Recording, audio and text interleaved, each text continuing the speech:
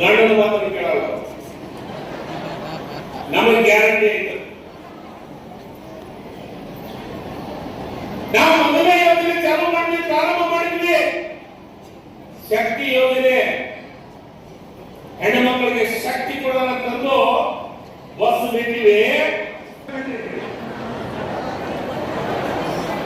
Bus ಬಿಟ್ಟಿವಿ, driver ಒಬ್ಬನ ಬಿಟ್ಟಿವಿ, ಎಲ್ಲ ಹುಡುಗರೆಲ್ಲ ಬಸ್ ಬಿಟ್ಟಿವಿ.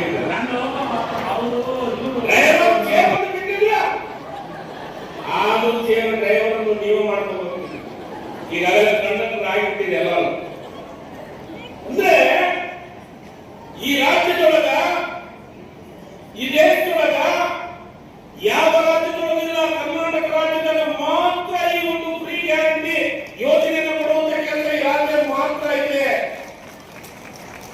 ಅದಕ್ಕೆ ಬಿಜೆಪಿಯವರಿಗೆ ತಡ್ಕೊಳಕ್ಕಾಗವಲ್ದು. ಆಗಲೇ ಗ್ಯಾರಂಟಿ ಆಗಿಬಿಟ್ಟವರಿಗೆ ಮತ್ತೆ ಹೆಣ್ಣು ಮಕ್ಕಳು ಆ ಕಡೆ ಒಳಗಿರ್ತಾರ.